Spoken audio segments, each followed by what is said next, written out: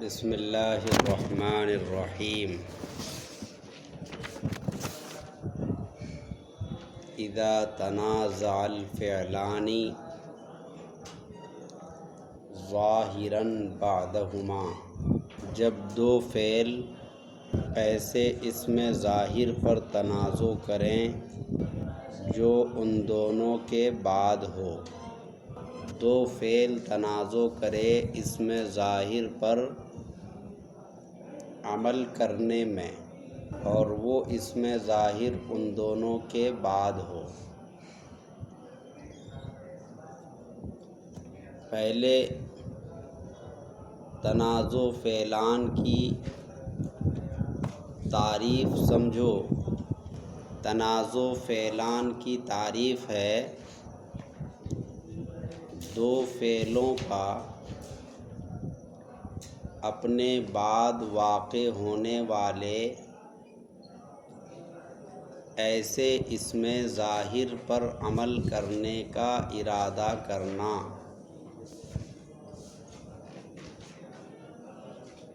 جس میں ان دونوں فعلوں کا معمول بننے کی صلاحیت ہو۔ دو فعلوں کا اپنے بعد واقع ہونے والے ایسے اسم ظاہر پر عمل کرنے کا ارادہ کرنا، جس میں ان دونوں فعلوں کا معمول بننے کی صلاحیت ہو۔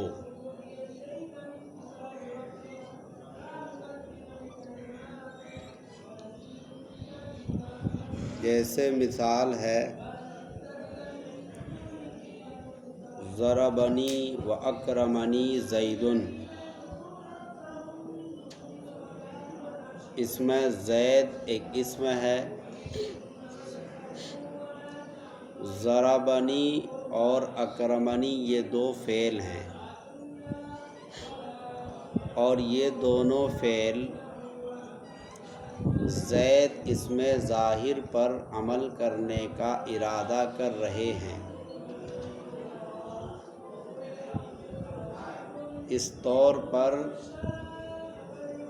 کہ زید کے اندر دونوں کا معمول بننے کی صلاحیت ہے۔ معمول کا مطلب فاعل۔ فعل جس پر عمل کرتا ہے وہ معمول ہوتا ہے، تو فعل کیا ہوا؟ عامل۔ تو معمول فاعل کو بھی کہیں گے کیونکہ فاعل پر بھی فعل عمل کرتا ہے، اور معمول مفعول کو بھی کہیں گے کیونکہ فعل اس پر بھی عمل کرتا ہے۔ تو یہاں ضربنی اور اکرمنی یہ دونوں فعل ہیں، اور یہ دونوں زید پر عمل کرنے کا ارادہ کر رہے ہیں، اس طور پر کہ زید کے اندر دونوں کا معمول بننے کی صلاحیت ہے۔ یہ تو تعریف ہوئی اور مثال ہوئی۔ اب اس میں کچھ اعتراضات ہیں۔ پہلا اعتراض ہے کہ تنازع ذی روح کی صفت ہے۔ تنازع یعنی جھگڑا کرنا، یہ صفت ہے ذی روح کی۔ جس کے اندر روح ہو وہی تنازع کرتا ہے۔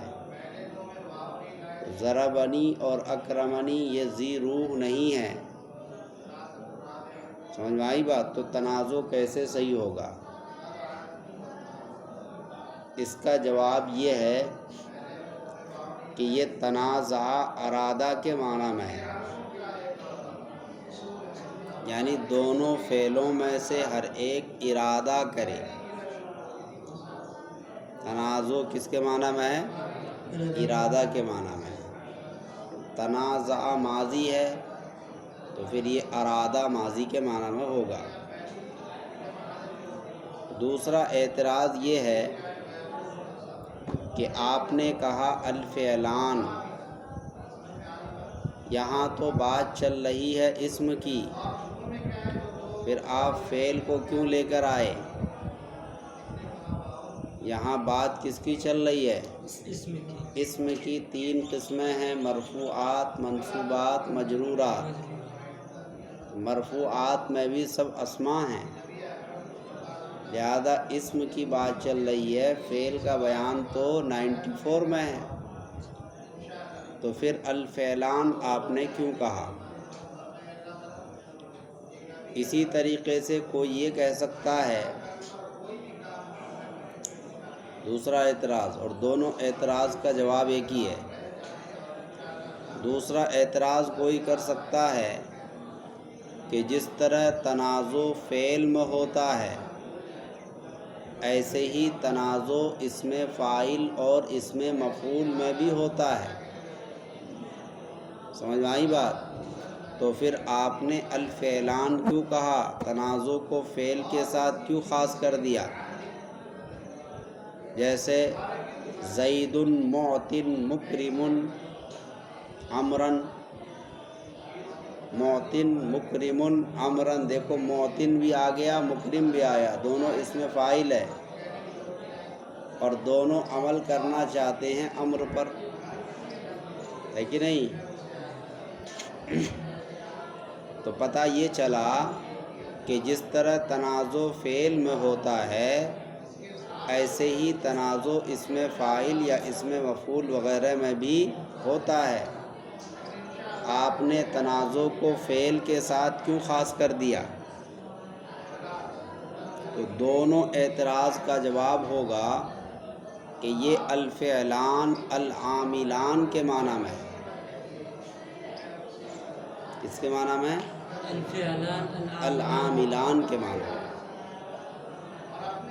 اس کے بعد ظاہراً، اسم ظاہر، ظاہر سے مراد ہے اسم ظاہر۔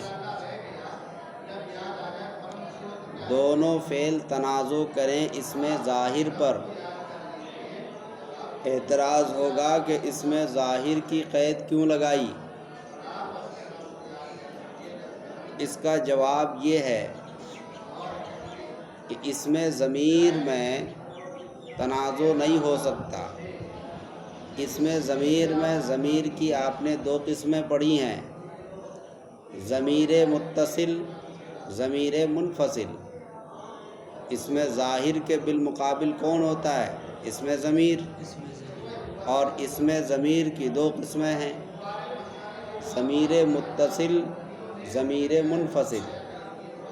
ضمیر متصل میں کوئی تنازع نہیں ہوگا، اس لیے کہ ضمیر جس فعل کے ساتھ متصل ہوگی اسی کا معمول بنے گی، تو اس میں تنازع کی کوئی شکل نہیں ہے۔ متصل کا مطلب مل کر آنا، وہ ضمیر جس فعل کے ساتھ مل کر آئے گی اسی کا معمول بنے گی۔ البتہ ضمیر منفصل میں تنازع ہو سکتا ہے،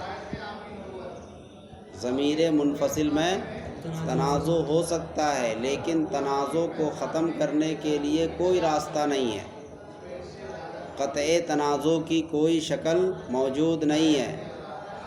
اس کی مثال دی، جیسے ما ضرب و اکرم الا انا، دیکھو انا ضمیر منفصل ہے، نہیں مارا اور نہیں اکرام کیا مگر میں نے، ضمیر منفصل کے اندر تنازع ہوگا مگر الا کے ساتھ ہوگا، الا کے بغیر نہیں ہوگا۔ سمجھ میں آئی بات؟ الا کے بغیر تنازع نہیں ہو سکتا، تو جب الا کے ساتھ تنازع ہوگا تو اس کی مثال بنے گی ما ضرب و اکرم الا انا۔ کیا مثال بنے گی؟ اب انا،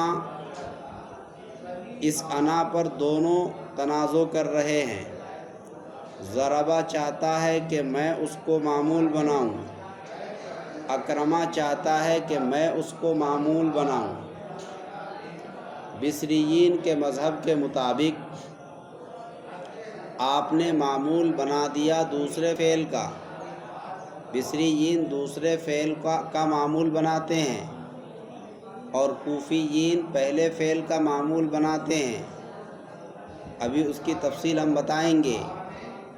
تو آپ نے بصریین کے مذہب کے مطابق انا کو معمول بنا دیا اکرما کا. بعد میں کون سا فعل ہے؟ اکرما. تو یہ دوسرا فعل ہے، لہذا دوسرے کو آپ نے عمل دلا دیا. تو پہلے کا فاعل بھی لاؤ. پہلا بھی تو کہتا ہے کہ میرا بھی فاعل چاہیے. تو اس کے لیے 3 شکلیں ہوں گی: اضمار، اظہار، حذف. اضمار کا مطلب ضمیر لانا، اظہار کا مطلب فاعل کو ذکر کرنا، اور حذف کا مطلب ہے فاعل کو حذف کر دینا. تو یہاں آپ حذف نہیں کر سکتے کیونکہ عمدہ کا حذف کرنا لازم آئے گا. فاعل عمدہ ہوتا ہے. فاعل کیا ہوتا ہے؟ عمدہ. تو فاعل کا حذف کرنا لازم آئے گا، جو درست نہیں. آپ فاعل کو ذکر کر دیں، اظہار کر دیں، یہ بھی صحیح نہیں، ورنہ تکرار فاعل لازم آئے گا. سمجھ میں آئی بات؟ کیا لازم آئے گا؟ تکرار فاعل. تو 3 صورتوں میں صرف یہاں ایک ہی صورت چلے گی، اضمار، ضمیر لانا. 2 صورتیں یہاں پر ممنوع ہیں. تو کون سی صورت چلے گی؟ اضمار والی. اب پہلے والے فعل کے لیے آپ ضمیر لائیں گے. تو ضمیر لائیں گے آپ کیسے؟ الا کے ساتھ، کیونکہ تنازع الا کے بغیر نہیں ہو سکتا. تو آپ الا کے ساتھ لائیں گے یا الا کے بغیر لائیں گے؟ اگر آپ کہیں گے الا کے ساتھ لائیں گے تو حرف کا اضمار لازم آئے گا، جو درست نہیں. حرف کا ضمیر بنانا لازم آئے گا. الا حرف ہے اور اس حرف کا کیا بنانا لازم آئے گا؟ ضمیر. یہ درست نہیں. حرف کیسے ضمیر ہو سکتا ہے؟ سمجھ میں آئی بات؟ اور اگر آپ کہتے ہیں کہ نہیں الا کے بغیر لائیں گے، اس کے بغیر؟ الا کے بغیر. الا کے بغیر اگر آپ لائیں گے تو پھر وہاں پر کیا ہوگا؟ ما ضربا انا، مقصد کے خلاف ہو جائے گا. مقصد کہنا یہ ہے کہ صرف میں نے مارا، اور الا کو آپ حذف کر دیں گے تو مطلب ہوگا میں نے نہیں مارا. مقصد کے خلاف ہو گیا. سمجھ میں آئی بات؟ الا کے بغیر بھی نہیں لا سکتے، الا کے ساتھ بھی نہیں لا سکتے. پتہ یہ چلا کہ ضمیر منفصل میں قطع تنازع کی کوئی شکل نہیں ہے. تنازع تو ہو سکتا ہے لیکن تنازع کو ختم کرنے کے لیے کوئی راستہ نہیں ہے. اسی لیے مصنف نے ضمیر کے جھنجھٹ کو ہی ختم کر دیا اور کہہ دیا ظاہراً. کیا کہا؟ ظاہراً. کہ تنازع جو ہوگا کس میں ہوگا؟ اس میں ظاہر میں، اس میں ضمیر میں نہیں ہوگا. اس جھنجھٹ کو، اس معاملے کو رفع کر دیا. ارے سمجھ رہے ہو کہ نہیں سمجھ رہے ہو؟ تو اس میں ہیچ پیچ ہے. ضمیر متصل میں تنازع ہو ہی نہیں سکتا. ضمیر منفصل میں ہو سکتا ہے لیکن قطع تنازع کی کوئی شکل نہیں ہے. تو اسی لیے مصنف نے ضمیر کے مسئلے کو یہاں سے ختم کر دیا اور کہا کہ تنازع ہوگا کس میں؟ اس میں ظاہر میں. بات سمجھ میں آ گئی؟ اس کے بعد لفظ ہے بعدہما.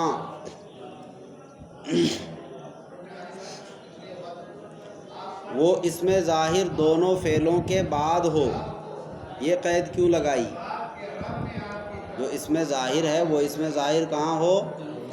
دونوں فعلوں کے بعد ہو. یہ قید کیوں لگائی؟ یہ قید اس لیے لگائی ہے کہ اگر اس میں ظاہر دونوں فعلوں سے پہلے ہو، بعد کا اپوزٹ کیا ہے؟ پہلے. تو دونوں کو بعدہما کے بجائے کیا کر دو؟ قبلہما. جب وہ اس میں ظاہر دونوں سے پہلے ہو تو عبارت ہو جائے گی زید ما ضربنی و اکرمنی. ضربنی ما مطلب زید ضربنی و اکرمنی. زید کو ہم نے مقدم کر دیا. تو اب یہاں تنازع کی کوئی شکل نہیں. اس لیے کہ ضربنی کے اندر جو ضمیر ہے ہوا اور اکرمنی کے اندر جو ضمیر ہے ہوا، دونوں ضمیر لوٹ جائے گی، ضمیر کے لوٹنے میں کوئی تنازع نہیں۔ سمجھ میں آئی بات؟ اور اگر آپ کہتے ہیں کہ نہیں ایک کے بعد اور ایک سے پہلے یعنی بیچ میں ہو، اس میں ظاہر دوسری شکل کیا ہے کہ ضربہ کے بعد ہو اور اکرمہ کے سے پہلے ہو، عبارت ہو جائے گی ضربنی زید و اکرمنی۔ یہاں بھی تنازع نہیں ہوگا کیونکہ جس کے بعد ہے اس کا فاعل بنے گا اور جس کے بعد نہیں ہے اس کی ضمیر لوٹے گی۔ جیسے ضربنی کے بعد زید ہے تو یہ زید فاعل بن جائے گا کس کا؟ ضربنی کا، اس لیے کہ جس سے متصل ہے اسی کا فاعل ہوگا۔ اور اکرمنی یہ کہے گا مجھے فاعل چاہیے تو اس کا فاعل وہاں ضمیر ہے، وہ ضمیر لوٹ جائے گی زید کی طرف۔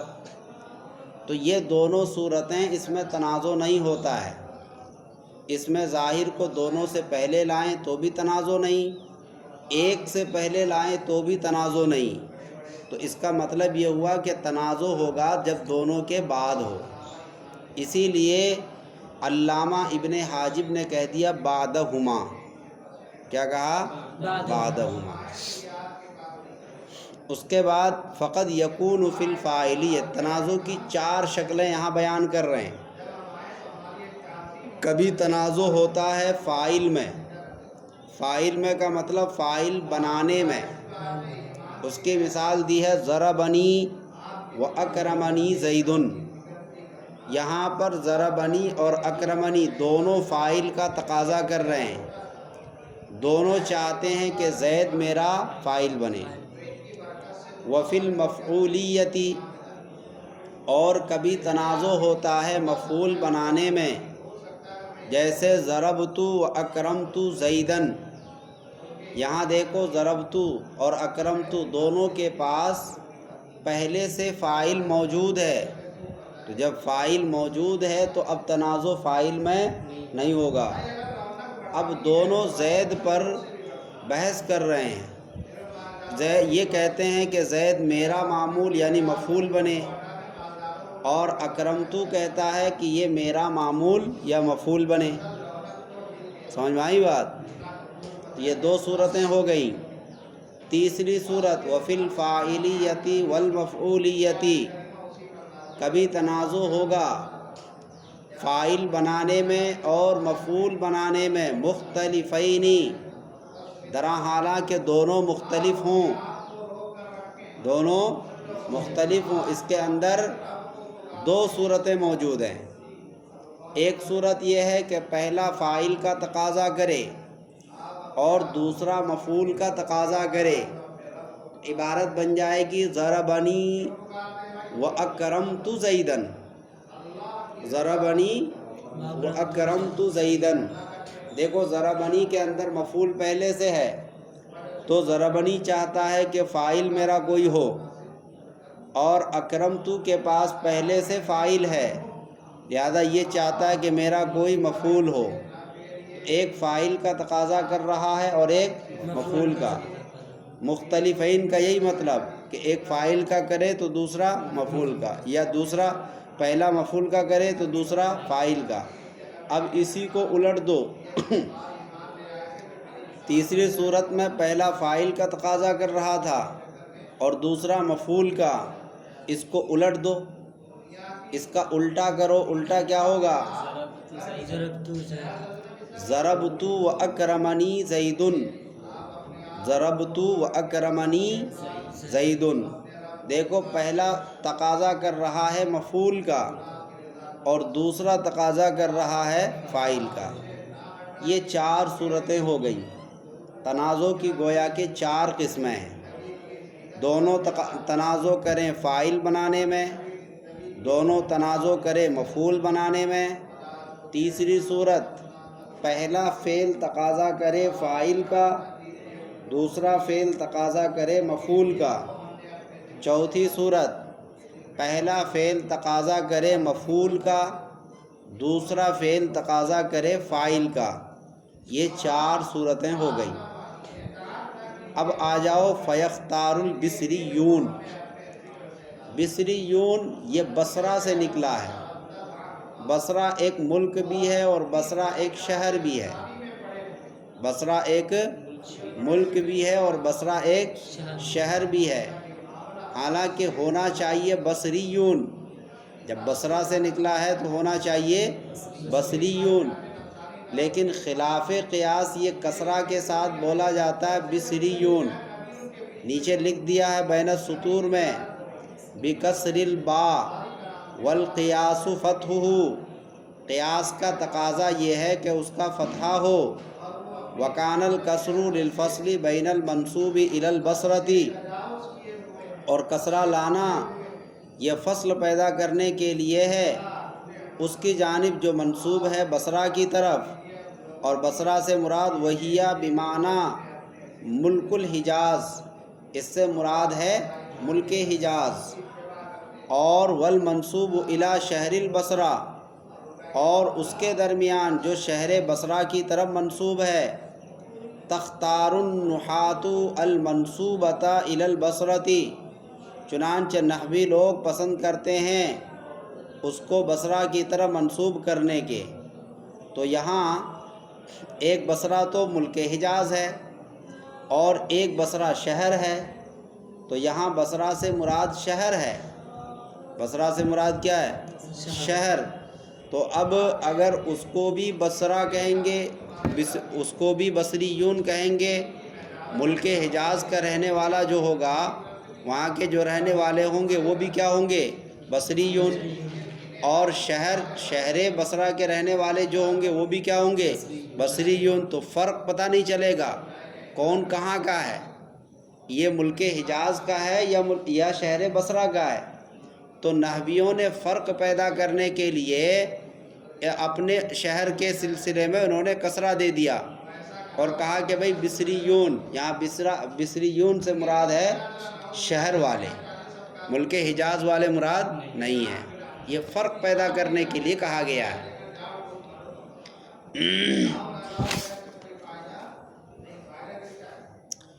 تو اب یہاں دو جماعتوں کا اختلاف ہے. نحو کے باب میں دو بڑی جماعتیں ہیں، کوفیین اور بصریین. بعض حضرات کوفیین کی بات کو مانتے ہیں اور بعض حضرات بصریین کی بات کو مانتے ہیں.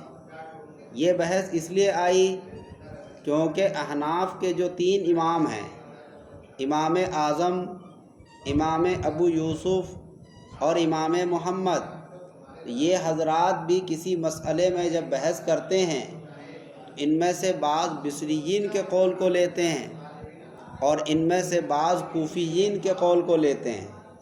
سمجھ میں آئی بات؟ تو بصریین اور کوفیین کا پتہ ہوگا تبھی آپ کو مسئلہ سمجھ میں آئے گا. تو اس میں تنازع فعلان جو ہوتا ہے، یہ تنازع جائز اور ناجائز کا نہیں ہوتا ہے. یہ تنازع جو ہوتا ہے افضل اور غیر افضل کا ہوتا ہے. آپ دونوں فعلوں میں سے کسی کو بھی عمل دلا دیں، کوئی حرج نہیں. آپ دونوں میں سے جس کو چاہیں عمل دلا دیں، چاہے آپ ضربہ کو عمل دلائیں، چاہے آپ اکرمہ کو دلائیں، کوئی حرج نہیں ہے، جائز دونوں میں ہے. البتہ پسندیدگی اور غیر پسندیدگی میں اختلاف ہے. بصریین کہتے ہیں کہ زیادہ پسندیدہ ہے دوسرے فعل کو عمل دلانا، اور کوفیین کہتے ہیں کہ زیادہ پسندیدہ ہے پہلے فعل کو عمل دلانا. تو یہاں بصریین کی عدالت ہے. فیختار البصریون اعمال الثانی، چنانچہ بصریین دوسرے کو عمل دلانا پسند کرتے ہیں. سمجھ میں آئی بات؟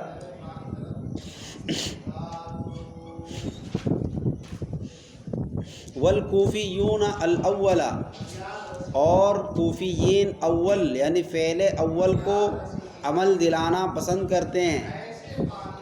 فإن عملت الثانیہ، پھر اگر آپ نے دوسرے فعل کو عمل دلا دیا، اضمرت الفاعل، تو آپ فاعل کی ضمیر لائیں گے فعل اول میں. علی وفق الظاہری، اس میں ظاہر کے موافق۔ اب سمجھ لو مصریین کا مذہب کیا ہے؟ دوسرے فعل کو عمل دلانا۔ دوسرا کون ہے؟ اکرمنی۔ اب دوسرے فعل کو عمل کیوں دلائیں گے؟ تو ان کا یہ کہنا ہے کہ دیکھو قرب کا لحاظ کیا جاتا ہے، اس کا قرب کا، اتصال کا۔ تو ظاہر ہے زید کے قریب کون ہے؟ اکرمنی، تو اس کا قرب کا لحاظ کرتے ہوئے، پڑوسی کا لحاظ کرتے ہوئے اسی پر عمل دلانا کیا ہے؟ پسندیدہ ہے۔ آئی بات سمجھ میں؟ پسندیدہ اسی لیے کیونکہ وہ قریب ہے۔ بھئی قریب کو چھوڑ کے آپ دور جائیں گے، یہ بات اچھی نہیں ہے۔ تو دوسرے کو عمل دلانا قربت کی وجہ سے ہے۔ اب آپ نے بصریین کے مذہب کے مطابق دوسرے کو عمل دلا دیا، یعنی زید کو اکرمنی کا فاعل بنا دیا، تو اب ضربنی کے لیے بھی فاعل چاہیے، تو اس کے لیے پھر 3 صورت ہوں گی: اظہار، اضمار، حذف۔ قطع تنازع کی ہمیشہ یہی 3 شکل بنتی ہیں۔ نمبر 1 اظہار، یعنی فاعل کا ذکر کرنا، ظاہر کرنا۔ نمبر 2 اضمار، فاعل کے لیے ضمیر لانا۔ نمبر 3 حذف، فاعل کو حذف کر دینا۔ ان 3 میں سے 2 صورتیں ناجائز ہیں۔ حذف کرنا ناجائز، فاعل کو آپ حذف نہیں کر سکتے کیونکہ فاعل عمدہ ہوتا ہے۔ فاعل کیا ہے؟ یہی وجہ ہے کہ فاعل کو مرفوعات میں سب سے پہلے بیان کیا۔ فاعل کیا ہے؟ عمدہ ہے، اور عمدہ کا بغیر کسی قائم مقام کے حذف کرنا جائز نہیں ہے۔ ایک صورت ختم ہو گئی۔ دوسری صورت یہ ہے کہ آپ اظہار کریں، یعنی ذکر کریں۔ اظہار، ظاہر کرنا، فاعل کو آپ ظاہر کر دیں، تو عبارت ہو جائے گی ضربنی زید و اکرمنی زید۔ تو دیکھو زید کو 2 بار ذکر کر دیا، یہ ہو گیا تکرار فاعل۔ کیا ہوا؟ تکرار فاعل، اور تکرار فاعل ناجائز ہے۔ تکرار فاعل ناجائز ہے، تو یہ بھی صورت ختم ہو گئی۔ 3 صورتوں میں سے 2 صورتیں ڈیلیٹ ہو گئیں۔ کون کون سی؟ حذف اور اظہار۔ اب کون سی شکل بچی؟ اضمار۔ اسی لیے علامہ نے کہا ازمرت الفاعل فی الاولی، فعل اول میں آپ فاعل کی ضمیر لائیں گے۔ لائیں گے کیا؟ وہاں آلریڈی ہے۔ لائیں گے کیا؟ وہاں پر آلریڈی ہے۔ کوئی بہت سے طالب علم سمجھتے ہیں کہ ضمیر لائیں گے، کہاں سے لائیں گے؟ وہ لانے میں ہی پریشان ہو جاتے ہیں۔ وہاں لائیں گے نہیں، وہاں صرف ماننا ہے، وہاں تو پہلے سے ہے۔ ضربنی میں ہوا پہلے سے ہے، اب اس کو ماننا ہے، تو وہی لانے کا مطلب اس کو مان لینا۔ لہذا ازمرت الفاعل فی الاولی، فعل اول کے اندر آپ فاعل کی ضمیر مان لیں گے، لے آئیں گے، اور وہ ضمیر ظاہر کے، یعنی اس میں ظاہر کے موافق ہوگی۔ اگر اس میں ظاہر تثنیہ ہے تو ضمیر کو بھی وہاں تثنیہ لائیں گے۔ اس میں ظاہر جمع ہے تو ضمیر کو بھی جمع لائیں گے۔ اب مثال خود بنا لو، ضربنی و اکرمنی زید، یہاں زید اس میں ظاہر مفرد ہے، تو ضربنی کے اندر جو ضمیر ہم نے مانا وہ بھی ہوا کیا ہے؟ مفرد ہے۔ اب اگر ہم اس کو تثنیہ بنا دیں تو عبارت ہو جائے گی ضربنی و اکرمنی الزیدانی۔ سمجھ میں آئی بات؟ تو دیکھو یہ الزیدان کیا ہو گیا؟ تثنیہ۔ تو اب یہاں ضربنی نہیں لائیں گے، اب یہاں ضربانی لائیں گے۔ سمجھ میں آئی بات؟ تو اب دیکھو یہاں پر ضمیر کو تثنیہ بنانا پڑا، فعل ہی کو تثنیہ لانا پڑا، فعل کو تثنیہ لانا پڑا۔ اسی لیے انہوں نے کہا کہ آپ فاعل کی ضمیر لائیں گے، تو لانے کا مفہوم یہاں سمجھ میں آتا ہے کیونکہ یہاں پر تثنیہ لانا پڑا۔ ایسے ہی آپ اس کو جمع بنا دیں تو عبارت ہو جائے گی ضربونی و اکرمنی الزیدون۔ اکرمنی جمع نہیں لائیں گے، اکرمنی کو کبھی جمع نہیں بنانا ہے، اس لیے کہ جب فعل کا فاعل اس میں ظاہر ہوتا ہے تو اس وقت فعل کو مفرد لاتے ہیں. فعل کو کیا لاتے ہیں؟ مفرد. ظاہر ہے اکرمنی ہمیشہ مفرد ہی رہے گا کیونکہ اس کا فاعل اس میں ظاہر ہے. اسی لیے ہاں اگر فاعل اس میں ضمیر ہو تو پھر فعل کو اس کے مطابق لانا پڑے گا. ضمیر واحد کی ہے تو فعل واحد، ضمیر تثنیہ کی ہے تو فعل بھی تثنیہ، ضمیر جمع کی ہے تو فعل بھی جمع. تو اب آپ نے الزیدون کہہ دیا، اکرمنی کے اندر کوئی تغیر نہیں ہوگا، لیکن ضربونی یہاں ہو جائے گا. یہاں کیا ہو جائے گا؟ تو دیکھو یہاں ضمیر لے آئے. کیا لے آئے؟ جمع کی ضمیر. اور وہ کیا ہے؟ ہم کے معنی میں. سمجھ میں آئی بات؟ دراصل ضمیر تو واو ہی ہے، ضمیر وہاں پر اصل واو ہی ہے. تو یہ بات ہو گئی. علی وفق ظاہر کا مطلب سمجھ میں آ گیا؟ علی وفق ظاہر کا مطلب اس میں ظاہر کے موافق اس کو لانا ہے. آگے کہہ دیا دون الحذفی، حذف نہیں کریں گے. دون الحذفی، حذف نہیں کریں گے. آپ کہیں گے کہ صاحب نہیں یہاں حذف کرنا پڑے گا، اس کو حذف کر دو. نہیں، حذف نہیں کر سکتے، کیونکہ میں نے ابھی آپ کو بتایا کہ عمدہ کا حذف کرنا جائز نہیں ہے. لیکن امام کسائی کہتے ہیں خلافاً للکسائی، برخلاف امام کسائی کے. امام کسائی کہتے ہیں کہ نہیں، اس کو حذف کر دیں گے. اس کو حذف کر دیں گے. ہاں، اس کو جو ہے جب فعل اول آپ نے فعل ثانی کو عمل دلا دیا تو فعل اول کے اندر ضمیر نہیں لائیں گے، ضمیر کو حذف کر دیں گے. آپ کہیں گے ضمیر کیسے حذف ہوگی؟ ضمیر تو اس کے ساتھ لازم ہے. تو اس کا پتہ چلے گا تثنیہ اور جمع میں. پتہ کہاں چلے گا؟ ہاں، اس اختلاف کا نتیجہ ظاہر مفرد میں نہیں ہوگا، تثنیہ اور جمع میں ظاہر ہوگا. علی وفق ظاہر پر پھر یہ عمل نہیں کریں گے امام کسائی. لہذا الزیدان اگر آپ تثنیہ لائے تو وہاں ضربانی نہیں لائیں گے وہ، کیونکہ وہ کہتے ہیں کہ اس کو حذف کر دو. جو حذف کر دیا تو اب تثنیہ لانے کی ضرورت نہیں. لہذا وہ ضربنی و اکرمنی الزیدان کہیں گے، اور جمع میں کہیں گے ضربنی و اکرمنی الزیدون. لیکن یہ کیا کہتے ہیں مصریین؟ کیا کہتے ہیں کہ آپ اس میں ظاہر کے مطابق ضمیر لائیں. لہذا جب الزیدان ہے تو یہاں لائیں گے ضربانی، اور وہاں الزیدون ہے تو یہاں لائیں گے ضربونی. تو دیکھو یہ ضربونی اور ضربانی نہیں لا رہے ہیں. کیوں نہیں لا رہے ہیں؟ کیونکہ یہ کہتے ہیں کہ ضمیر کو کیا کر دو؟ حذف کر دو. ان سے پوچھا گیا کیوں حذف کر دیں؟ تو انہوں نے کہا کہ ضمیر پہلے ہو گئی، مرجع بعد میں ہو گیا. یہ ہے اضمار قبل الذکر. یہ کیا ہے؟ اضمار قبل الذکر. اور اضمار قبل الذکر جائز نہیں ہے، اسی لیے بہتر ہے کہ اس کو حذف کر دو.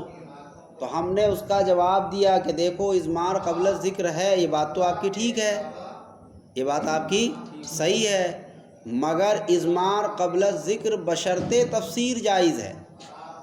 کیونکہ اس ضمیر کی تفسیر کر رہا ہے وہ فاعل جو زید ہے. وہ کیا کر رہا ہے؟ اس کی تفسیر کر رہا ہے. تو یہ بشرط تفسیر ہے. اضمار قبل الذکر اگر بشرط تفسیر ہو، یعنی اس کا تفسیر کرنے والا کوئی آگے ہو، تو اس وقت اضمار قبل الذکر جائز ہے. سمجھ میں آئی بات؟ ورنہ مطلقاً اضمار قبل الذکر ناجائز نہیں ہے. میں نے آپ کو بتایا تھا کہ اضمار قبل الذکر لفظاً اور رتبتاً دونوں ہو تو ناجائز. تو یہاں لفظاً اور رتبتاً دونوں ہے، لیکن بشرط تفسیر ہے، کیونکہ آگے اس کی تفسیر کرنے والا زید موجود ہے. آگے اس کی تفسیر کرنے والا زید موجود ہے. جب کوئی تفسیر کرنے والا ہو تو اس وقت اضمار قبل الذکر ناجائز نہیں ہوتا ہے. لہذا امام کسائی کا قول مردود ہو گیا. کیا ہو گیا؟ مردود. اس لیے محشی نے بین السطور میں بھی لکھ دیا فَإِنَّهُ يَقُولُ بِحَذْفِ الْفَاعِلِ دُونَ إِضْمَارِهِ، اس لیے کہ یہ حضرت فاعل کے حذف کے قائل ہیں، نہ کہ اس کے ضمیر لانے کے. تحرزاً عن الاضمار قبل الذکری، اضمار قبل ذکر سے بچتے ہوئے، وَهُوَ مردود، اور یہ قول مردود ہے۔ سمجھے کہ نہیں سمجھے؟ کیوں مردود ہے؟ آگے کہا لما علما، اس بات کی وجہ سے وہ جو جان، لما علما، اس بات کی وجہ سے جو جان لی گئی ہے، ان العرب لا تحذف الفاعل، کہ اہل عرب فاعل کو حذف نہیں کرتے۔ اہل عرب فاعل کو اس لیے حذف نہیں کرتے کیونکہ فاعل عمدہ ہے، اور عمدہ کا بغیر کسی قائم مقام کے حذف کرنا ناجائز ہے۔ اور آپ نے جو کہا کہ یہاں پر اضمار قبل ذکر ہے، تو ہم نے اس کا جواب دے دیا کہ اضمار قبل ذکر بشرط تفسیر کیا ہے؟ جائز ہے۔ بس۔